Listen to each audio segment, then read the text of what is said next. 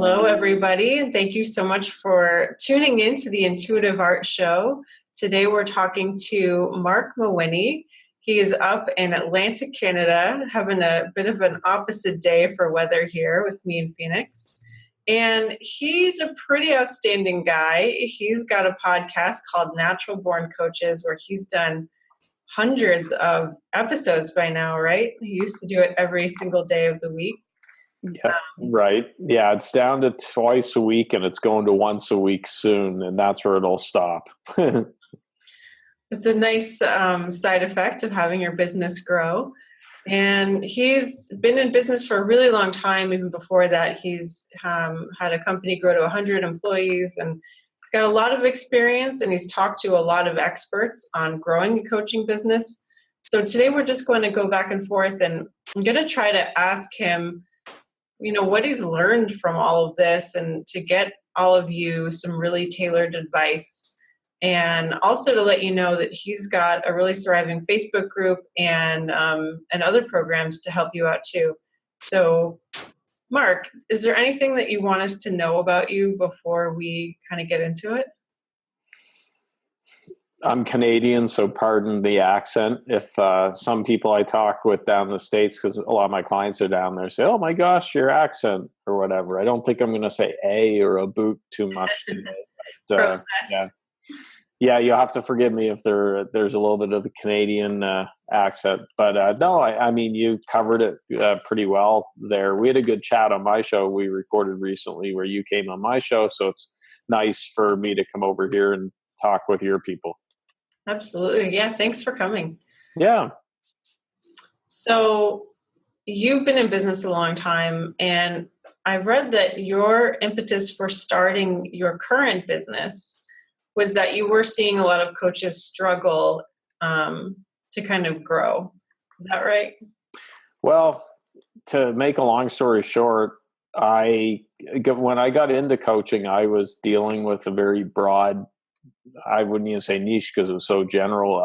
I want to work with any entrepreneur out there, which is pretty broad, you know, and what I realized was as I was working with people that when I was comparing bricks and mortar clients to a few clients I had that were coaches, I really enjoyed working with the coaches. Not that I hated other people, but I just resonated well. I enjoyed working with their marketing, their programs, and everything else. And those were the calls I really looked forward to, were the ones with the clients that were coaches.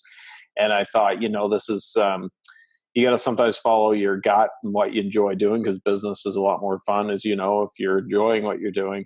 And so that's how it kind of got started there. And I felt there was a need for the podcast because there wasn't much out there for podcasts specifically for coaches. There's plenty of general entrepreneur ones, but not really ones for people that want to be successful coaches. So that's kind of how it happened. It was a gradual evolution as time went on, but that's kind of the short story from it.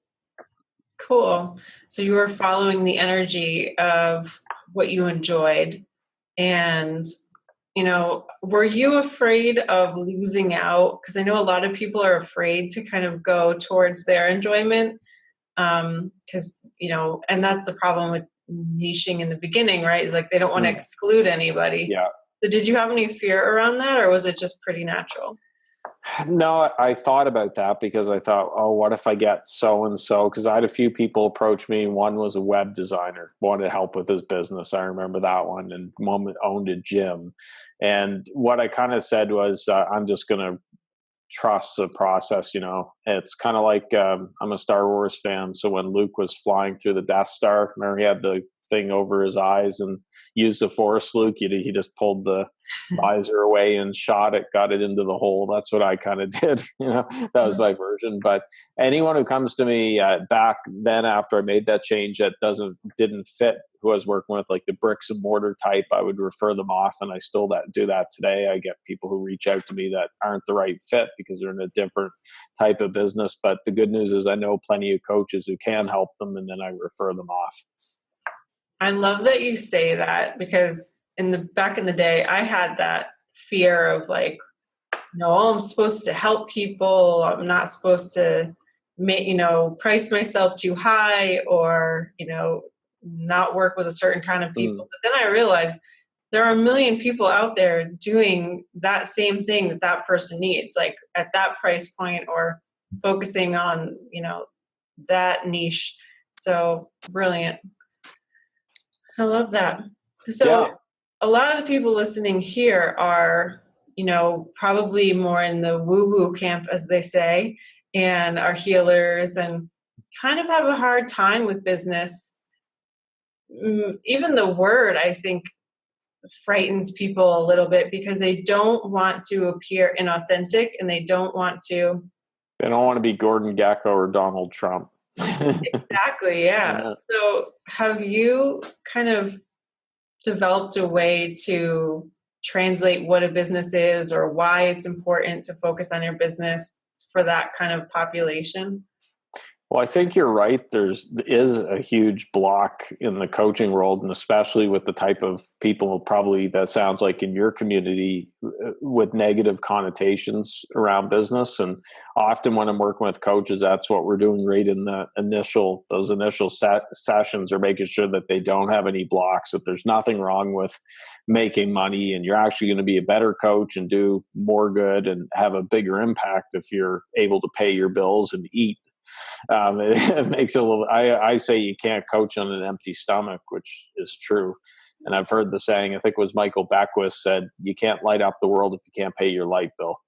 So a lot of coaches mean well, but there is a block there. They may not even realize that there's a block and they have to get around it. I think they're afraid that by charging a lot, they don't want to come across like those scammy 7-figure, 8-figure, make 7 figures in 30 days. And, the ads that are all over Facebook and stuff, they don't want to appear like that. I think the key is how can you accept that you have to be compensated well for what you're doing without going to the dark side, which is just selling BS and crap like a lot of people are online and, saying you're making 7, 8, 9, 10 figures when you're not. Yeah. How can they tell if they have a block? So is that something that another person has to see in you, or are there signs that people can figure out for themselves? Oh, that's a good question. I mean, part of it is how you react to some of the things that you see. So I'll give you a perfect example. I did a summit last November for this exact thing. It was called Command Higher Coaching Fees Summit, which was about getting coaches to charge what they're worth. And I had several coaches who said to me, that's not right. It's not about the money. You're not in for the right reasons if you're talking about the money and you're a greedy piece of what. No, they didn't say that, but that's essentially what they were saying. And right there, that's a pretty good indicator that, there's some stuff going on there with blocks if you're acting like that over something like money. And then I also see that this just happened today, actually, on Facebook. There's a debate in the group that I have over the people were attacking. I shouldn't say they were attacking. They were the discussion over, you can't make much money coaching unless you're doing what these 7-figure. Is this edited or not? Am I allowed? Do you have a potty mouth or do I? Yeah, go for it. Okay. Well, they're basically saying the only people making money in coaching were the 7-figure bullshit con artist types and whatever. And I think that's very dangerous when you get into that discussion. Of course, there's bad people in every industry. There's bad apples. But when you start saying blanket statements like the only people making money are the ones that are ripping off everyone and making these outrageous claims with Photoshop copies of checks and stuff, that's going a little too far. They're not everyone's like that. There's people that I know making very good money that aren't anything like that, nor would they ever be like that. So there's a few tips to probably identify some blocks. If anything there stood out to you, there's a good chance there's some blocks. Yeah. So if you're being triggered by, success out there or like just the high fees in general, that whole concept of high ticket coaching. Yeah, it's interesting. I've had my own evolution with that. I've been in like the intuitive world for a really long time. And in the beginning, I was afraid to charge anything. And then I went into, kind of high-end coaching a couple of years ago. And I realized, God, this is pretty nice. Like, I don't feel slimy. It doesn't feel weird at all. And my clients are getting a lot better results because they're dedicated. So I was lucky because my background's in real estate. I did it for over a decade. So real estate's pretty much at the bottom of the barrel when it comes to reputation and respect. So everything else was going to be going up. But the nice thing that real estate did teach me was that you have to enforce your, commissions. You couldn't be, and you had all sorts of hagglers trying to beat you down on commissions because they would see the greedy real estate agent. Let's beat them down on commission.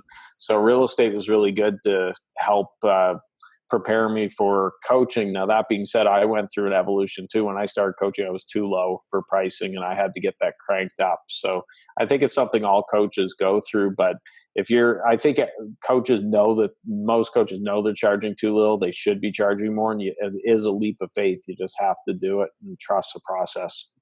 Yeah. I never would have thought of that. I've had one experience buying a house, but I don't think we would have thought to haggle about the commission. We just figured that's what it is. Where were you when I was selling? I should have been down in Connecticut selling. Yeah, right. You're the perfect client. Mm-hmm. The naive first-time home buyer. Not everybody was. I shouldn't say that everybody was, but a lot of people looked at real estate and saw a 6% commission on a couple $100,000 house. Mm-hmm. There's a big juicy commission that we can beat the realtor down on and help make the numbers work a little better for us. And I see a lot of similarities between real estate, other businesses too, and with coaching. And so I learned a lot of lessons. Things ended in real estate probably not the way I would have chosen for them to end, with the business closure and all this other stuff, but I'm very grateful for the whole experience for over a decade. And I wouldn't be talking with you today and, running the business I'm running very happy here in coaching if I was still in real estate. So everything does happen for a reason. Even if at the time it didn't look like a good situation, everything worked out. Yeah. So you mentioned boundaries there and having to enforce your commission and what you said it was. And with people with coaching, you're probably mentioning like people who want discounts and that kind of thing. So what have you learned about that? Like in enforcing your boundaries there, what grew in you? It's not as hard as you think it's going to be, although it is hard to get started. It's a mental, you got to flip a switch and then it gets easier. So where it differs from my past life in real estate was in real estate, there were at least some expectations because the industry expectation was 6% commission, for example. So you wouldn't go and list a house usually in my marketplace for 1%, just wasn't done. With real estate, it's like a Wild West. So someone could charge 25 cents for coaching if they wanted to, and there's no expectations. But I think deep down, if you're charging too little, and sometimes every time it's going to take getting beat up and working for less than you're worth before you finally throw your hands up and say, screw it, I'm just bumping my fees up. I'm tired of getting, jerked around and doing all this stuff. And that's what happened with me. I was too low in the beginning and I was getting burnt out because I was getting a good number of clients come in, but I was too low and I was working too hard for what was coming in. And I just said, I have nothing to lose because if I keep going this direction, I could be burnt out soon and laying in a hospital bed. So what the heck? Let's crank the fees up and hope I'm not living in a cardboard box under a bridge somewhere, in a few months' time. And luckily, everything worked out. And I've been increasing my fees every 6 months. I reevaluate my fees and I bump them up. So they have gone up significantly, even from a year ago when they were above industry average, quite a bit above. And now they're a lot higher and it's worked out. Nice. That's awesome. Yeah, I found that too. When I first started the whole high-end coaching thing, I was terrified before I got any clients. And then I got clients and I was like, God, I'm over delivering. So, and better clients too. I mean, not to speak ill of people who are on a shoestring budget and stuff like that, but as a rule of thumb, usually the people who are paying you the least are the biggest pain in the behinds, right? It's the way it works. It's one of the universal laws. And so once I increased my fees, I stopped having as many problem clients. So people were more invested in it. I was having more fun with it. So it's win-win. The other thing I learned about that is you can't judge who has the money to pay you and who doesn't. because sometimes people don't make a lot day to day, but they've got savings and they're happy to invest that way. Or I had one client whose sister-in-law paid for her coaching as a gift. So you can never judge, what kind of person's going to show up for you, but you could probably be assured that they're going to be invested. So it's always Exactly. Yeah, I love it. So what do you think is like the most common sabotage that people put up or they do that's stopping them from getting clients? They don't value themselves and they're giving away everything for free. So one of the dangerous things with coaching is that we all want to help people. We've read all the motivational classics, the personal development books, and the quotes that are saying that you give, and it's going to come back, right? And in theory, that sounds great, but it doesn't always work out that way. You can go too far the other way where you just give all the time. Everything's for free and you don't charge. And I think that that's one of the big issue is a lot of people are afraid of looking like they're bad people. A lot of coaches by saying no. So they get approached by a complete stranger. Joe from Arkansas from Twitter message him, hey, can I pick your brain for an hour? I'd love to get your thoughts on something. Then they hop on Skype and they lose an hour when they should be working with somebody that's paying them. So I've undergone a really big change in my own business with barriers. Really, a lot of it started, I read a book by Adrian Graham called No, You Can't Pick My Brain. It costs too much. I don't know if you've seen that one or not. I've heard about it. Yeah. And we may have even talked about it on your interview on my show. I can't remember, but that was an excellent book. And that helped me change a lot of things because I thought, yeah, that's true. It does cost a lot for the experiences and knowledge that we're accumulating. So I'm very picky now. I'll hop on the line with someone for 30 minutes and explore working together, and I'll give value there and stuff, but I'm not doing 2-3 hour brain picking sessions or coaching sessions or anything like that. It's the people who are invested in me and invested in themselves that get that, not I call them cheaple. It sounds, maybe mean, but it's true. There's a lot of people that don't want to pay anything. Then they wonder why they're not getting the results that they want. Well, you get what you pay for. Yeah. There's definitely a lot to be said for taking a leap into education or coaching, because the learning curve to have a business that works, at least for me, it was huge. I mean, I didn't grow up with an entrepreneurial family, so the idea of marketing and where to put value and what to charge and your niche and all of that stuff was just totally new to me. And you're not going to get all of that information for free. At least I've found. You could read books like I did, take all of everybody's free training, but it wasn't really until I started doing programs, getting a coach, that I really got anywhere. Yeah, it can shortcut the process because it's very overwhelming if you're Googling something. How to blank. Yeah, you could pull information together, but it's coming from different sources. A lot of it's contradicting the other stuff. And you just I say it's like trying to take a sip of water from a fire hose with Google, right? You get 2 trillion responses in 1.1 seconds. So why not hire somebody to shortcut it, the whole process, and get you from point A to point B a heck of a lot sooner. So I'm of the school of thought that it should always hurt some to pay for coaching. It should, if it was $50 to hire a coach, who cares? You spend more than that going to the movies one night. If it costs $1,000 or a couple $1,000s to hire a coach, then all of a sudden you're going to take that a lot more seriously, because that's a lot of money for most people. And I do think that coaching should hurt to get the best results. Very true. It's funny, I'm still paying off my college and I don't really use that at all. So don't get me started on college. I know yours and Canada and the US, I'm sure there's a lot of similarities. I have an 8-year-old son. I wouldn't be too upset if he told me he didn't want to go to university, because I don't even know where my university diploma is. I saw it in a box somewhere. I've got a poli-sci. I'm an arts degree with a poli-sci major. It's not like I'm going to go work down at the poli-sci factory down the street. If I could go back in time, I would have hit the quote real world a few years sooner rather than university, but that's another podcast. Yeah. So for you, how have you designed your business to support your lifestyle? I don't really know anything about your day to day, but is it structured in a way that makes you happy? Like, are you doing things during the day that you really enjoy and outsourcing the rest? Can you kind of give us a little peek? Well, one thing about me, anyone who knows me knows that I'm a workaholic, and I blame real estate. Really, I started in real estate at 21. And real estate, you'd leave the house at 7 a.m. You're on the road till 10 or 11 o'clock at night. You're working on offers. You're working 7 days a week, and your phone's, when you get phantom ringing, when you think your phone's buzzing when it's not, that's what you get in real estate. Unless I was in the shower, I was on the phone. It was kind of seemed like.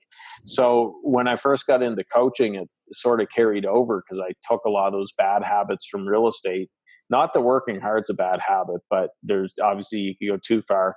And I had to really change it. So the last few years of coaching, I've been working to get away from those workaholic habits. So I'll never be a 4-hour work week guy. I'd go crazy if I was on the beach all week long and sipping drinks and just doing nothing.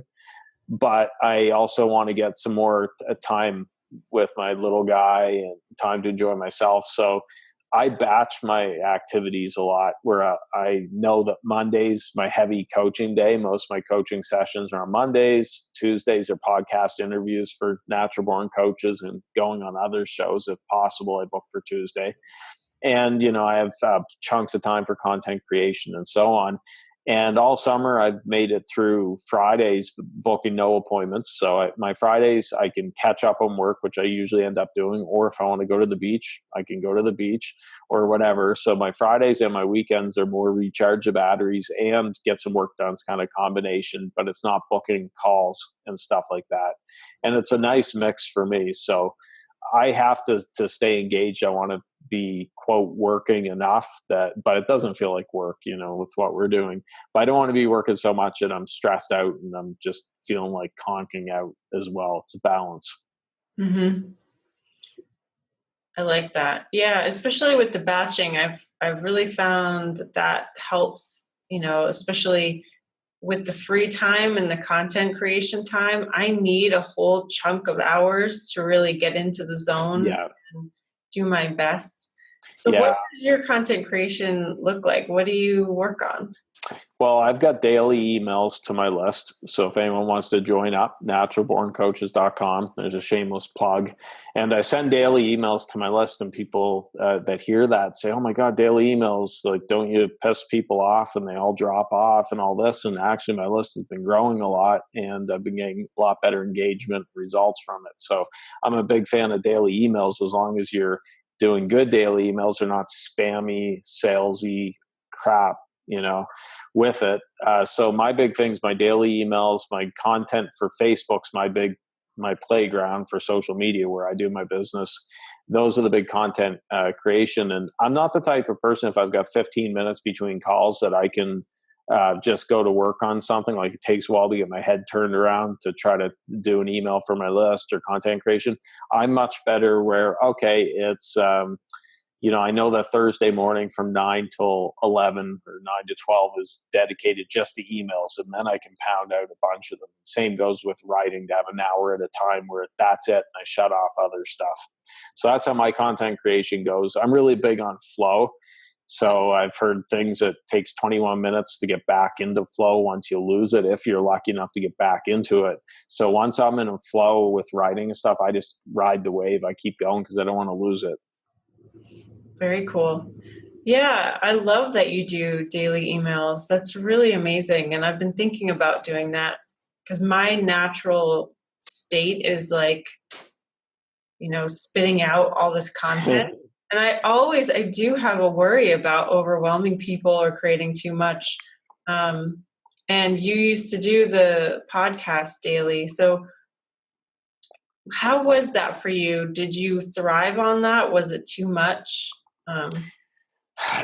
I look back now and I think, how the heck could I do it? Because I was editing my own show at the time. My brother and his team edit it now, but he wasn't in that business when I started my show. So I'm pretty convinced that the podcast is a reason that a relationship broke up at that time with my ex-girlfriend, because I was dating Mac. That was my MacBook was on my lap at 24/7 and I was working on it. What happened with me with the podcast is I hit a point, as we're recording this now, we're up 460 some episodes. And I think it was right around episode, I want to say 300, 2 or 300 or something. I can't even remember, where I said, okay, I'm going to scale it back to to 5 times a week. And then I scaled it back to twice a week earlier this year because I had to choose, do I put the time into the podcast or to clients and client generation, other stuff? I wasn't getting enough benefit from doing 7 days a week compared to 2 days a week. In fact, my business I'm doing more business now twice a week for my show than I was with 7 days a week. So I got to a point where I thought, you know what, it's going to make a big difference if I have 460 some episodes or 515 or 388 or whatever. Probably not. You got enough there that there's a good foundation that you can go off of. So not to knock anyone that's doing the daily thing, just it didn't serve my business. I can get what I need to be done in a weekly show or twice a week as opposed to 7. Mm-hmm. Very nice.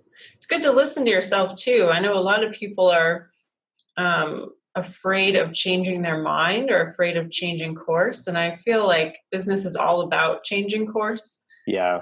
So. A coach led me to that realization. I was working with somebody on a program launch earlier this year, and he said, Mark, I need you to do something, and you're not going to be happy with me. And I thought, oh, God, what are we doing, like robbing a bank or burying a dead body somewhere? And he said, I need you to move your show from Monday to Friday, 5 days a week, to twice a week, because he could see that I was stretched in every which direction. It was hurting my creativity and my energy and everything else. And I thought about it for about 10 seconds. I said, sure, let's do it. Because I just knew that I had to make that change. And I haven't regretted it. So I recommend that don't get tied to those sacred cows that you think you can't touch.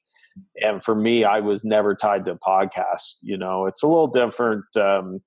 John Lee Dumas is a good example. John is a great guy. He's been on my show, and I like what he's doing. He does 7 days a week, and he's doing, he publishes his income statements. He's doing anywhere from 150 to 400 and some thousand a month.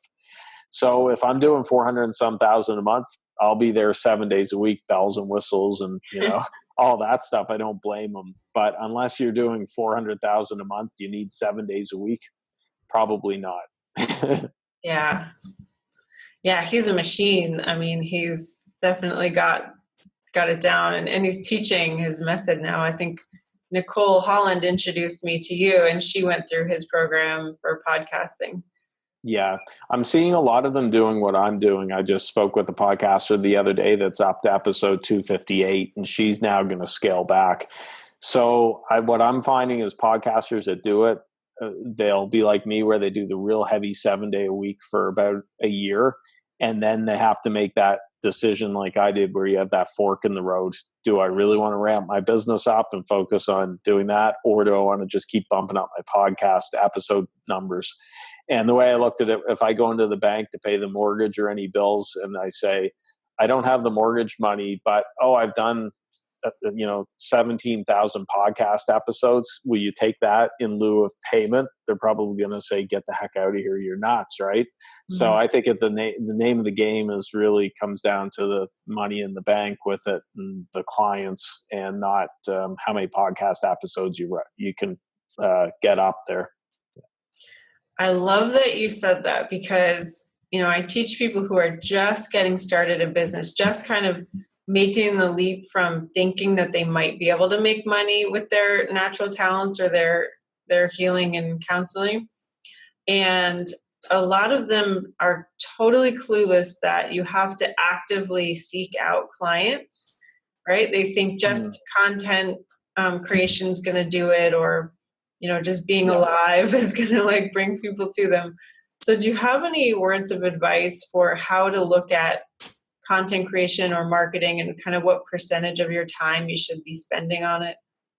Well, I'm a fan of content creation because you have to get your voice out there, but don't use that as your only thing. Where I see this all the time with podcasters and people who put up blog posts. They'll say, well, gee, I've had a podcast for a month now and I've released X number of episodes. I don't have any clients from it. I'm like, come on, or gee, I have 8 reviews on iTunes and I haven't gotten any clients, and that's not the way to look at it. The problem with coaching, whatever niche you're in, the way that I put it is you have to be out of the safe trench or foxhole. It's kind of like a battlefield. All the rewards are out in the battlefield. That's where the risk is as well. That's where you can get limbs blown off and beat up and stuff. But you're never going to get the clients if you're down in that trench. And that's what too many coaches are. They're down in the trench working on their logo, their banner, tweaking the website, working on their flyer, working on that blog post, doing all this stuff, which at the end of the day is not talking with potential clients, and they're not up onto the battlefield. So I think that's where they have to spend more time, is out connecting with potential clients, as opposed to doing that work that makes them feel busy, but it's not really income producing work. I know coaches have done very well without even a website, or they have a very simple squeeze page, a lead page. You just pop over and input your email address, and that's it. You don't need a ton of stuff and bells and whistles with websites and everything else. You just you have to be in front of people who could hire you and actually pay you. Agreed. Yeah, I sold my first high-end coaching packages and my first certification course without a sales page or its own web page or anything, just talking to people. Yeah. Or certifications, not to knock certifications, but too many coaches put way too much emphasis on certifications. So coaches have said to me, so where's your certification? And I would point behind me. I've got my poster there now. It's not a blank wall, but when I had a blank wall, I'd say, oh, my certification's right, back here. Oh, what do you mean? And I've never had a client say to me, Mark, I'm ready to hire you, but send me your certification first, and then we'll get the ball rolling. They just want to get those results. So I'm all for growing and personal development. I'm spending thousands a year on my own personal development, but it's on books, seminars, courses, stuff like that, and coaches that I hire. And there's some great certifications. There's certifications that aren't worth the paper that they're printed on. And some people spend all this money because they're like, well, I'm in level 1. I just spent $3,000. Now I'm going to go to level 2, which is $5,000 to learn whatever secret, and then level 3 and so on. Meanwhile, they're not talking with clients. They're not learning the business side of coaching. So that's what I do with me and my business. I'm not working on the art of coaching because there's different modalities and ways that you can coach. I'm working more on the business side to get clients through the door, because you don't have a coaching business if you don't have clients. Yes, truth. I have a certification, and in order to graduate, you have to have 5 paid clients and you have to teach a paid workshop, because otherwise I know that people would go through the whole thing, skip the business parts, and just never make money, because there's so many people who are just so afraid to go that extra mile to get people to pay them for their work. So yeah, super important to learn that step. Yep. Awesome. Well, is there anything else that you want to say that you've learned over the years, or that you think will be helpful to this tribe? I think if you're a perfectionist, you have to beat it out of your system as quickly as possible, especially for coaching. And I'm finding that a very high majority of coaches are perfectionists. They want that perfect 10 out of 10, and they don't want it out into the world till it's 10 out of 10. Better approach, which is the one that I've used, is if you can get something that's a 7 out of 10, 8 out of 10, get it out there, then you can work on improving it. But too many coaches want something that's perfect. And they also don't have the stick-to-itness a lot of times, like the persistence. So they're doing something for a couple of weeks. They don't have a barrel full of clients, and then they're like, oh, this is stupid, this doesn't work, I'm going to try to do something else. And they do 20 different things or bounce around all which directions. And if it was easy, everybody would do it. You have to stick with it. I look at my first 6 months of coaching, I was probably paid the equivalent of third world wages if I factored in the amount of hours and stuff. You just had to I had to stick with it and be consistent and be disciplined. And a lot of people don't have that stick-to-itness. And they're going to need it if they want to have a successful business. Definitely. I think that's something that a lot of a lot of people learn over time and that it's not talked about very often. The fact that, a sales page or even just an opt-in page by someone who's really seasoned in their business will spend 6 months tweaking that one page so that it optimizes well and it's attracting the right people. Whereas new people will just slap something up, and when it doesn't work, they'll think that they did something wrong. But really, spending the time on something is just part of how everything works.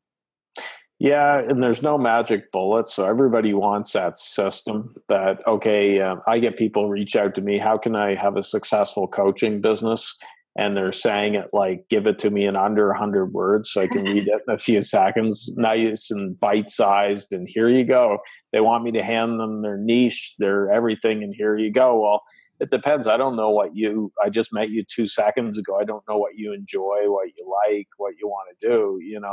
I can't just hand it to you. No one can hand you that secret system. So, it's frustrating for me to see that. But I think that the people, it's not that whatever you're choosing for a niche, you don't have to stick with it for the next 50 years. It's not like you're choosing a life partner. Get out there and try different things and see what you enjoy, what you don't enjoy. And the answer will come to you. You'll see what you enjoy doing, and then you'll see some things that you hate doing. And like me, for example, I mentioned to you before that I realized pretty quickly I didn't enjoy working with bricks and mortar businesses as much as possible. I want to work with people all over the world. I didn't want to work with the local, plumber down the street or whatever with it. I wouldn't have known that until I actually started doing it and trying it and figuring that out myself. Perfect. Yeah. Clarity comes through action. Great. So how can we get in touch with you? How can people learn more about you? Naturalborncoaches.com is the easiest way. And I've got an ebook on the site, and the ebook's called The Real ABCs of a Successful Coaching Business. And it's a quick read, 20 minutes, but it's got a lot of good stuff in there. So if you head over to naturalborncoaches.com and give me your email address, not to sound like a greedy, everyone think, ooh, he wants my email address. I don't want your firstborn child or anything else, but put your email in and you get the ebook. Perfect. Very good. Well, thank you so much for all this wisdom. I'm sure it's really going to be helpful to people, and I appreciate it. Thank you. Yeah, thanks for having me on. Our pleasure.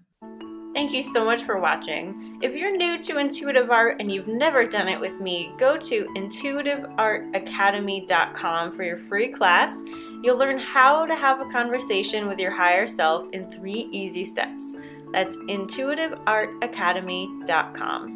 And if you're already a pro or you've done the free class and you want to learn more about creating abundance from your purpose, go to workyourpurpose.com and you'll watch a free video series all about what it takes to create a purposeful income from doing what you love. All right, enjoy, and I will see you later. Bye-bye.